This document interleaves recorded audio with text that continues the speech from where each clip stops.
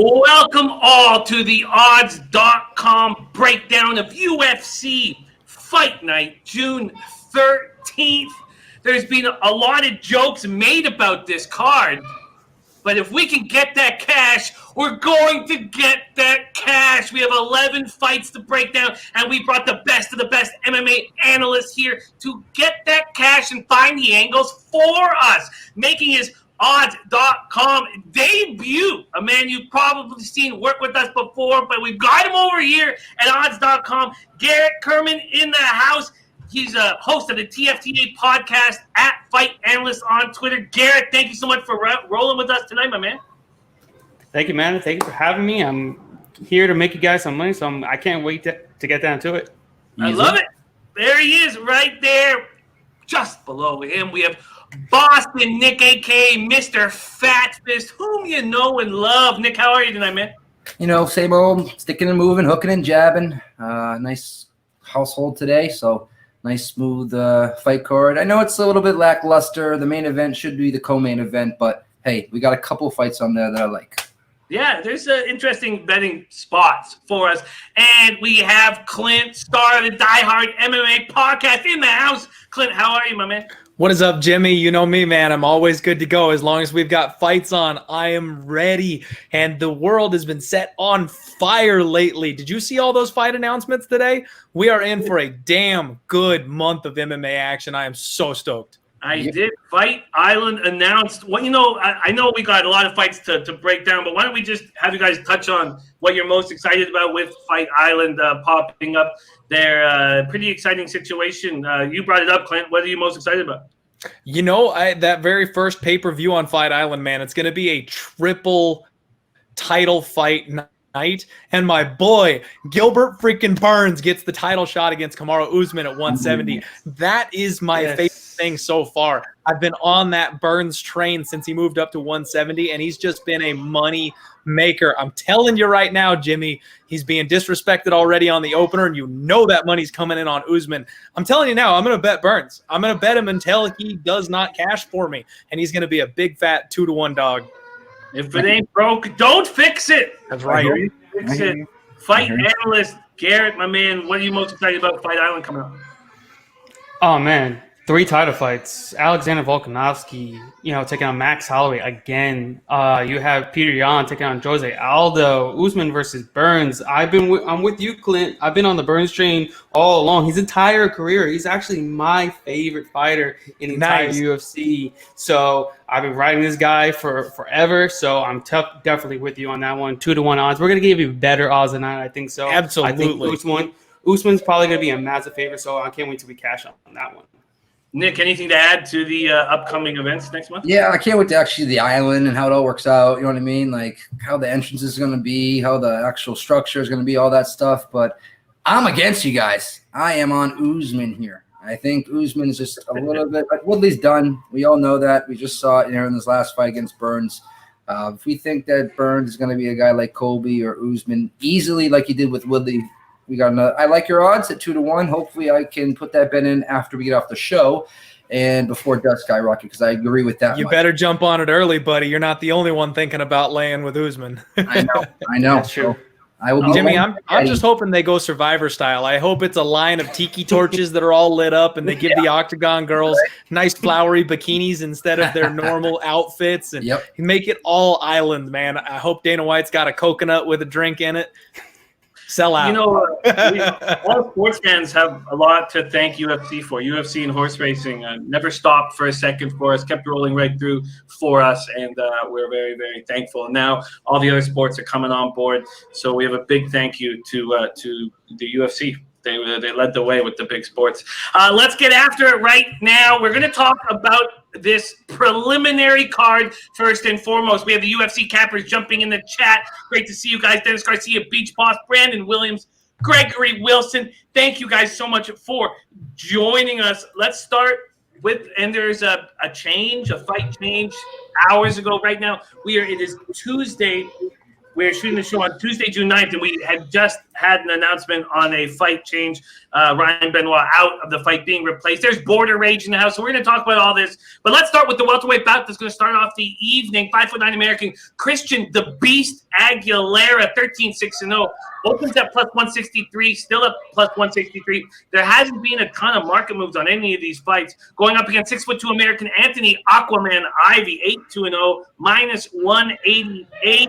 Let's go right to you, Clint, star of the Die Hard MMA podcast. Is there a move to make to get this card rolling? Jimmy, there is a move to make on this fight, and that move is to stay the hell away from it. These are two guys that we don't even know deserve to be in the UFC. Ivy got the call. He was going to step up on short notice last week, and because of that, they went ahead and honored his deal. They went ahead and stayed with this kid, and we just don't know if he's ready for the UFC call yet. So he's gonna do his best. He's gonna get in there and he's gonna put on a show. But this other kid, he's got a bad record on the regional scene. He definitely doesn't deserve to be in the UFC. So I think Ivy's gonna get the win, but I'm also not gonna lay 2-1 on a debutante in the UFC. This is a absolute stay away. Make sure you pee during this one. Grab your beer or your shot of Fireball and your popcorn. Get ready for the rest of the card. I'm not touching this one from a betting perspective. Garrett, stay away bout, says our man Clint. Do you agree? I 110% agree. I don't want any part of this fight whatsoever. If he said at 2.5 rounds, maybe I'll take the under there. But if it's not over 1.5, I'm staying completely far away from this fight. Should have even been on the card to begin with. Two guys that shouldn't even be in the UFC. Not a knock against them. It's just the truth. But yeah, I'm staying far, far away from this fight. Far away. Boston Nick, these guys gonna have a couple drinks, need popcorn. Are you gonna make a move here on fight one of this preliminary card? You know me, I always got to put a little bit of money on somebody. Listen, I do have a feeling this is going to be like a grindy, tight grapple fest mixed within a little bit of striking. The smaller cage, I think, is going to play dividends when it comes to the grappling here. Listen, he was supposed to fight last week in regards to Ian Heinisch. Ian Heinisch ended up fighting. Both these guys have winning records, but on the regional circuit, I mean, it's the guys they face are absolute trash. So I might throw a couple shekels on that plus 160 Aguilera. And I do like the look there on fight not to go the distance as well if I can get some plus odds on it.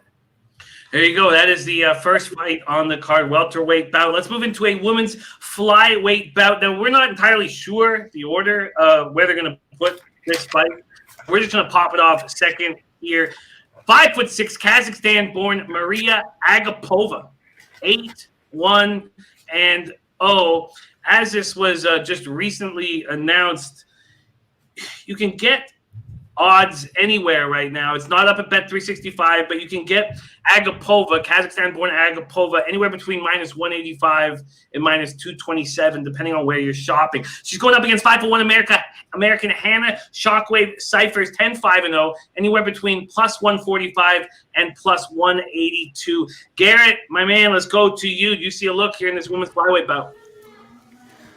This is going to be a very close fight. I think much closer than the odds really suggest. I know that Agapova has a massive 8-inch reach advantage, and she looked really good in the Contender Series with her striking, mixing it up between punches and kicks. She kind of looked like a younger Joanna Jędrzejczyk out there, kind of, but like her ground game is really atrocious. But and Cypress is really, really tough. I know she's super short and she doesn't look like she's like a tough girl, but I really think she's got to get in there and mix it up.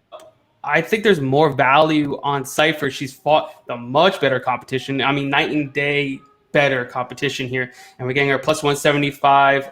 She just fought, so she's kind of fresh and she's in fight shape, more so than I think Agapova is right now. So I would probably take Agapova. I would take Cypress here on a dog money on plus 175. I think she's even going to get steamed even further to probably minus 250. And we could probably get plus 200 on Cyphers, who's super tough as long as she keeps moving forward. And the smaller octagon, I think she could take the upset here. Let's go to Clint here. So we have 5 inches taller, the Kazakhstan fighter. Huge reach advantage. Clint, we have this smaller cage. How are you handling this flyweight bout?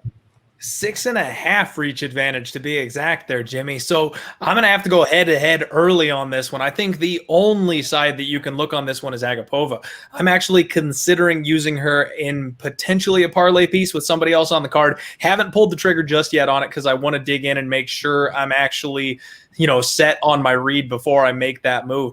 But I just don't see how Cyphers wins this fight. She's a natural 105er. The UFC doesn't have a 105-pound division, but if they did, she would be a title contender at that weight class. She fights at 115, and she's undersized there. She's coming up on short notice to fight at 125. She's fighting 2 weight classes up here, Jimmy.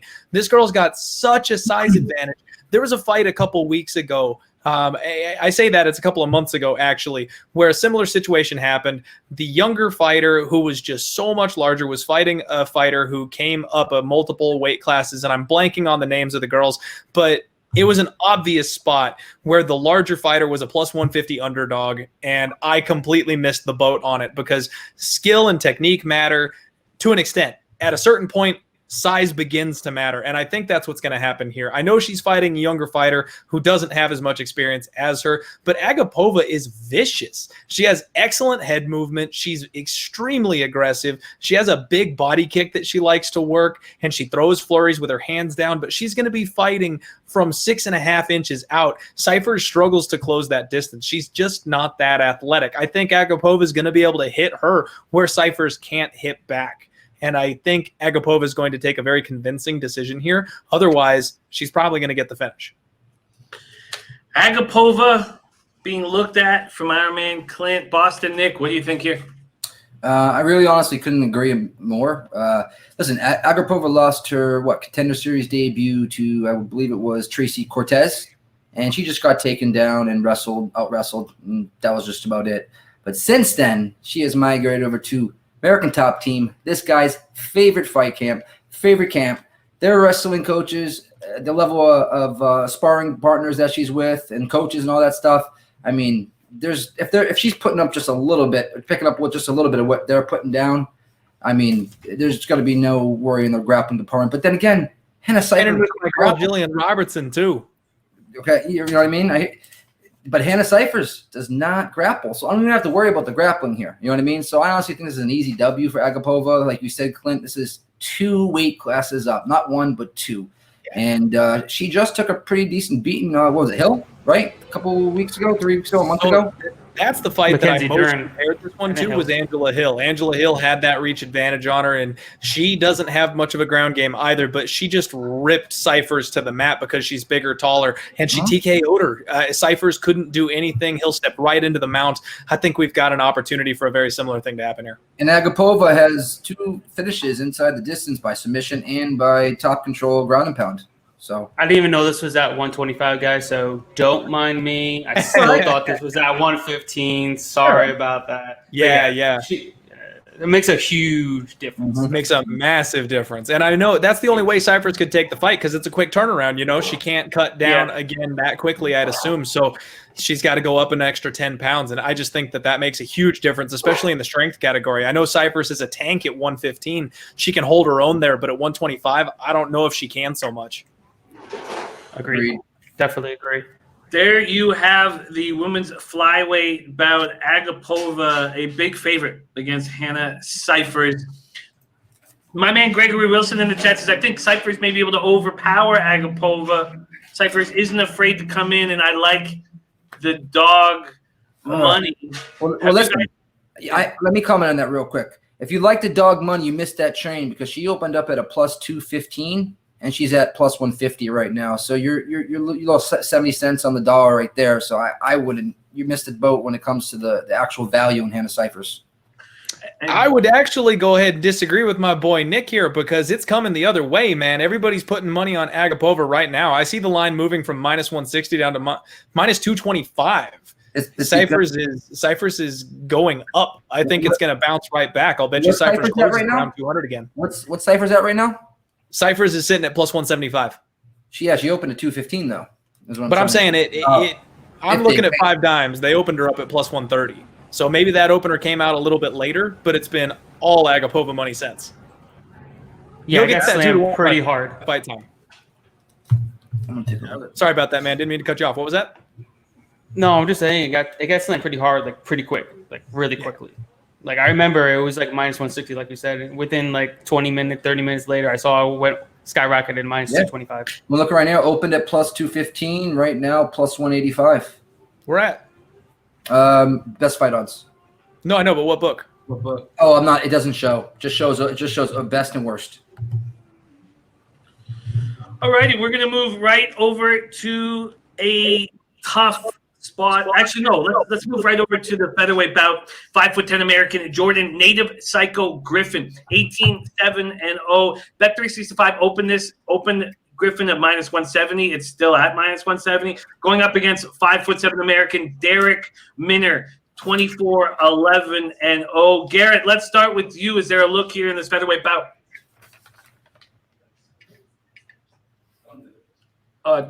You're muted. There we go. Sorry about that. Yeah, I kind of went back and forth on this fight. At first, I kind of like Minner because of we're getting good dog money on him. But now that the line is kind of coming back down, I'm kind of siding for Jordan Griffin. I think he's just more dynamic than Minner on the feet, and I just think he's more. He has the ability to just overcome the adversities, especially on the mat. Very good subspecialist. And he already has sub-Minner on the regional scene. I know he was losing for probably 9 minutes of that fight, but at the end of the day, he got the W. And I kind of see the same going here. We're getting minus 160. I think it's a decent line. But yeah, I would take Jordan Griffin here minus 160. I'm just not sold on Minner. And plus, on top of it, Griffin's only lost actually good competition. Minner's lost to bad competition during his time on the regional scene, no less, into the UFC as well. Let's go to Boston. Nick here. Do you agree with this look on Griffin? I do. I like Griffin here, but Minner, he's not going to let this fight go without some blood. He's gritty. He comes that first round. He's coming gunning for you. So if he just gets out of that first round, Griffin gets out of that first round, I do believe he could actually get the finish. He tends to fade and gas Minner. I would actually look for inside the distance prop on Griffin if I can get a over plus 300-ish. I have to take a look at that, but I do side with Griffin here. And like you mentioned before, he's already beat him. I know he was winning the first 7 or so minutes of that fight until Griffin took over, but it's because Minner faded, and he's known to do that in every one of his fights. So I'm going to go with Griffin here. Two guys on Griffin. Clint, what do you think here? I can't disagree, Jimmy. These guys absolutely nailed it. And it's funny, when I did my live stream, the Die Hard MMA podcast yesterday, the chat informed me that this was a rematch. I didn't even realize that these guys had fought before.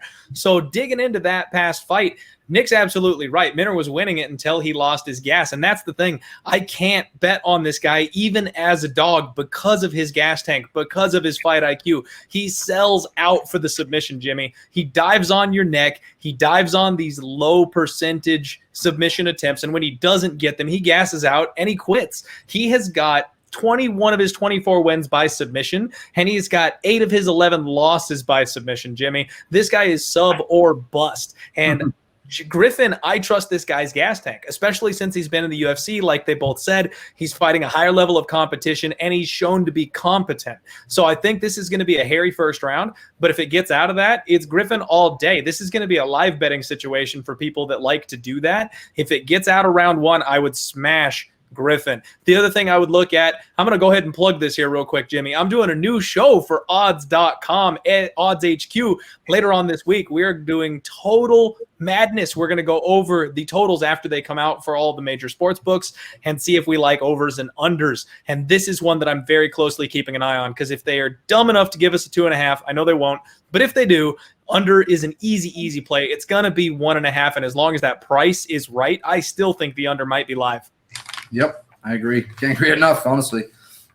Looking at a possible under here in the featherweight bout, we got Maxwell Smart in the house. DJ Big Boss joining us. Flipper 13. Greg Big Boss gave us some cashers on esports today, Jimmy.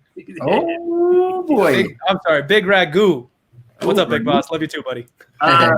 Michael DeMaria in the house. Rye Cape. Brandon Williams, Border Rage, Beach Boss. Thank you guys so much for joining us Odds.com breakdown. UFC Fight Night this Saturday, June 13th, Apex, Las Vegas. We have a difficult fight for you guys to break down. We just found out about this a couple of hours ago. A fight change, Ryan Benoit out, being replaced.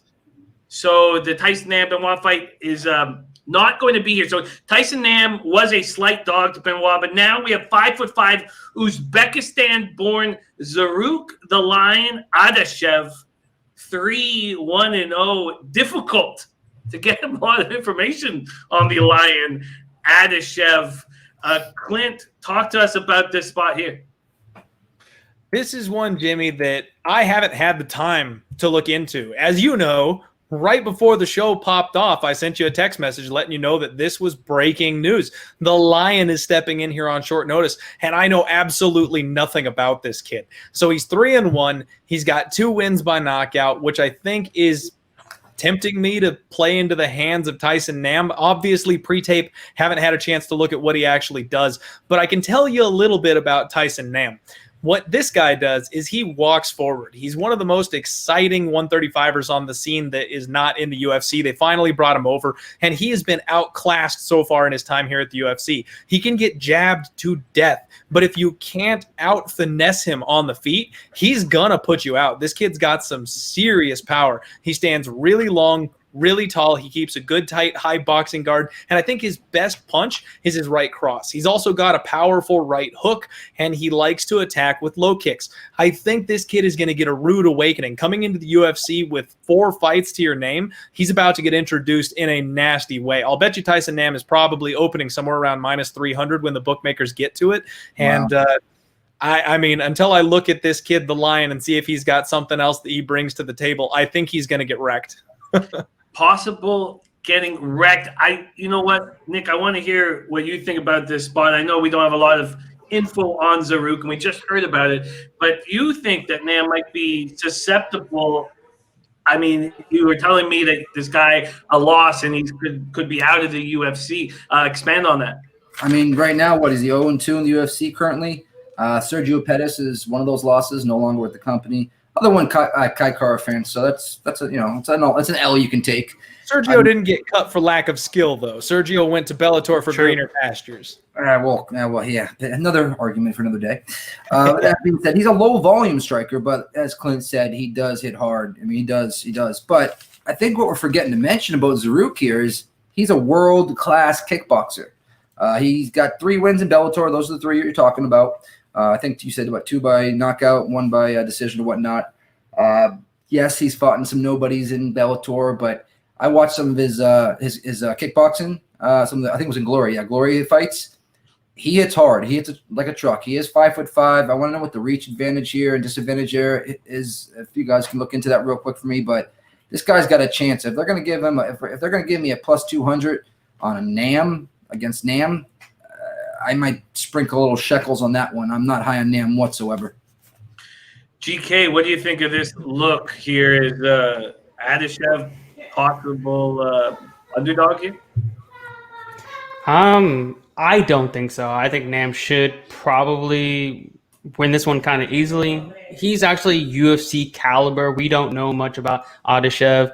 The only thing I got from Twitter was that he's an Asian hand-to-hand combat champion. He's a WKU kickboxing champion, and he's a 16-3 kickboxing record over at Glory Kickboxing. That's all I've gotten on him. I watched a little bit of tape.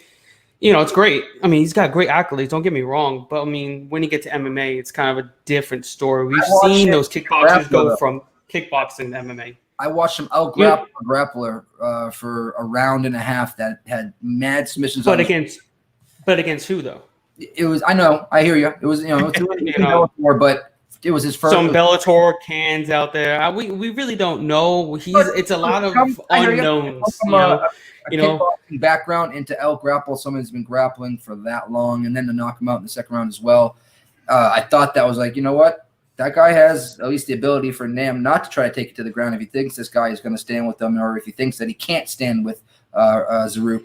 So, I mean, I saw Zaruk's got some power, and it reminds me a little bit of Volk. Short, stocky, and he throws kind of like side wing punches, and he lands one of them. That's all it takes to put Nam out of there. So, Yeah, I think it's going to be a strike fest. We're not going to see any grappling. I want to see what the inside the distance is, or maybe Cam's got a 68-inch reach, by the way, Nick. What is it? Yeah, he does have. 68. And what is that, like a 5-inch reach advantage? Making You Money came in the chat, said that Zaruk is a 64.5 reach, so a 3.5 inch reach. Ain't that big of a deal. You know what I mean? It's 3.5, but it ain't the biggest deal. I would have thought it would have been more than that. But Nam actually uses his jab quite well. He uses reach really well. But that's it. He's a 1-2, and that's it. You know what I mean? It's and one. he's got 65% striking defense as well, and he throws really good volume, 11.11 strikes per minute as well. So I mean, I feel like he's going to be able to jab this man to death, keep the distance, and just stay away from any type of power from this 5'5" kickboxer that turned MMA fighter. No, yeah, I hear you. Well, a lot more information we need to get on Zaruk the Lion Adeshev, but Nick does not like Tyson Nam. I don't like Tyson Nam either, Jimmy. If that helps you out at all, I don't like Tyson Nam. I actually liked Ryan Benoit in that last fight. Me too. I was planning on maybe making a bet on him. I was especially looking at the under in that fight. I'm not sold on Nam whatsoever. However, I don't know that I can trust the new kid, so I can't say much. I kind of lean with GK for right now just because I don't have any information. After I do some tape study, maybe keep an eye out on my Twitter. I'll let you know if I end up on something, but it's hard to fade the experience of somebody like Tyson Nam in this type of a spot. I got a feeling you're going to watch some tape and agree. Maybe so, Nick. Maybe so. I'm hoping. Let's move on to the next bout on the preliminary card. We've got a women's bantamweight bout here. We have 5'7" American Julia Raging Panda of Vila. 7-1-0, a huge favorite. Opened up at Bet365 at -450. It's where it stands right now. No change there. Going up against 5'6" American Gina Danger Mazzani, 6-3-0, sitting at +350. Nick, is there a move to be made here? I believe so. I mean, there's not too much of a breakdown here. I mean, Mazzani was cut from the UFC, early last year? I mean, UFC needs... She didn't even know that, by the way. That's hilarious. She didn't even know. She had no idea that she was released. It was the craziest thing. That's My rough. God. Moving on. She's serious with her career. I mean, she was cut. UFC needs to put a full card together, obviously. And unfortunately, we have the honor to watch Gina Mazzani once again. That being said, Vila is going to pool over her in everywhere fashion. She's 10 times better. I mean, I see Vila inside the distance here. I want to know where I can get that at. If it's up yet, is it, Clint? Do you know? Yeah, let me look it up 1 second. I'll find it. Gregory Wilson's all over it. He said, I love the -125 on inside the distance here. Wish I got the +111, but she is an animal. That's from our Gregory Wilson. Okay, -125. Lock it in. Lock that in. There we have it. Nick looking at taking Vila inside the distance. GK, what do you think of that look? That sounds about right. I mean, she's kind of better everywhere. I know Mazzani's probably going to look to push the pace and kind of get inside and push her against the fence. She just fought at 155, so she's coming down to 135 for this fight. But, I mean, we're talking skill for skill. Avila beats Mazzani probably 9.5 out of 10 times. Even on her worst day, I mean, the only loss that Vila had was due to like a hand injury in between rounds. So essentially, she probably should be 8-0 here. But yeah, Vila, I can't see how Mazzani wins this fight. Inside the distance is a great line, -125. There's no way she's going to take a full 15 minutes to take Mazzani out, in my opinion. You know, I got to go with the Vila. My my Herbert Burns inside the distance bet on the first fight of the night against Dunham. That's a great bet, sir. Great bet, sir. Got you, Mo. Clint, what do you think here? Is this a nice look on Avila inside the distance? This is a great look on Avila inside the distance, Jimmy. However, the move to be made was made a long time ago. Your boy snagged her right when the line opened. I got Avila when she was sitting at -300. I stuck her in a parlay. I got her locked up, and I'm ready to roll. I've got her tied with somebody else later on the card that I'll let you in on when we get there. But I love Avila here. The best thing that I think I've seen about Avila is her elbows. She uses elbows on the clinch when she exits, when she breaks. She's always hammering. That's right, Nikki. Show off those elbows, baby. Out of the clinch. So the other thing she does very well, Jimmy, is she frames the face. So when her opponents get up on her and try and clinch her, when Gina tries to put her up against the cage, which is what she knows how to do, this girl gives her a nice elbow to the throat and just jams it up there until they're so uncomfortable they get off her. She's physically strong. She's a beast. Vizani's game is not going to work here. I love Avila in this spot. Vila all around here. The Raging Panda now sitting at minus 450. Nice grab by Clint at minus 300. Those of you who want to cut the juice can take it inside the distance. Clint, speaking of which, why have you shied away from inside the distance? That was my question, right? Simply because I got her in a parlay. I've got more ways to trust her. You know, if something happens, if Gina decides to be durable and, you know, maybe Avila wants to show off her skill set and doesn't want to put her away, that kind of thing. We've seen fighters do that.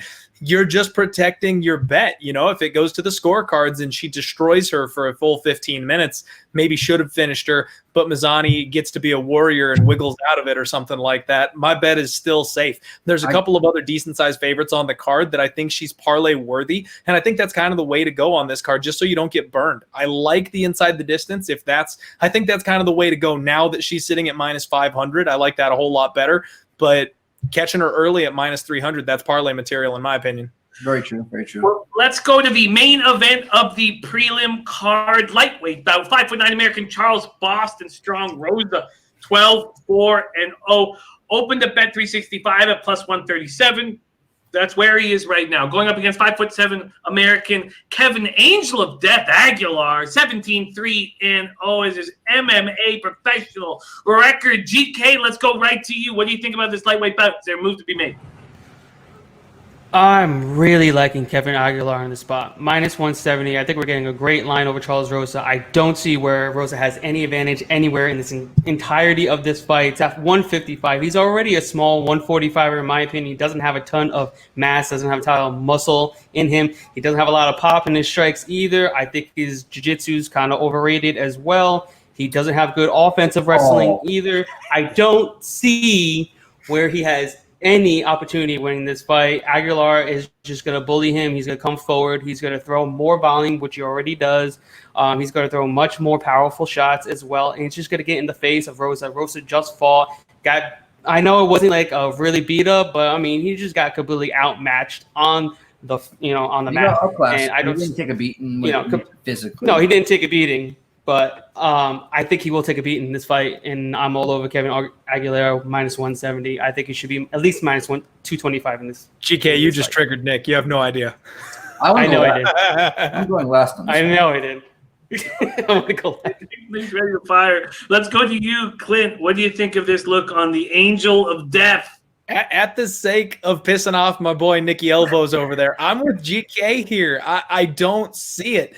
Boston Strong has had a rough run in the UFC, man. He had a neck injury that put him out for a couple of years, and after taking a 2-year layoff, he comes back. He gets a huge upset over Manny Bermudez, but as we all know watching the tape, he got his toes in the cage, man. That armbar that he pulled off was maybe an illegal move, and he might not have deserved it. So then he comes out against Bryce Thug Nasty. Now, I bought in on Boston Strong for that fight. I was not a believer of Thug Nasty just yet, and he got schooled. So he's looking to come out here. He's going to have a chip on his shoulder.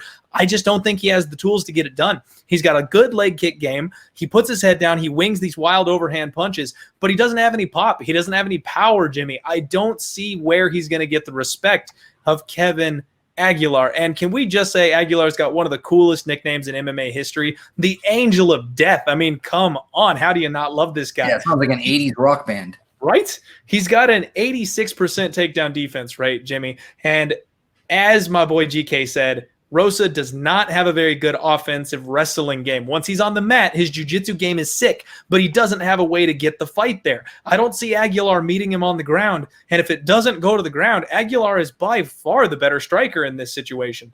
So I got to be on the side of Aguilar. I'm hoping that some money comes in on Boston Strong and gives me a better line. I don't think I trust Aguilar in a parlay.